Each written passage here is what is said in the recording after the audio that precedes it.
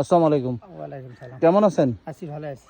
বাসা কোথায় আপনার? আমার বাসা মোস্তফাপুর জোলাপাড়া।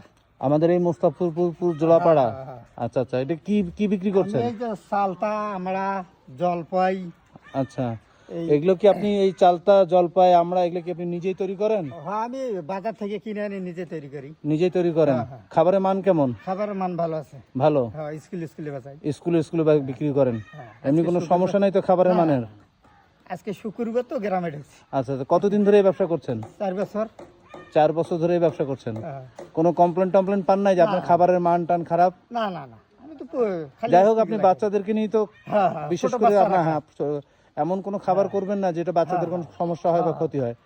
ঠিক আছে, যান, ভালো থাকবেন। আচ্ছা। আসসালামু আলাইকুম।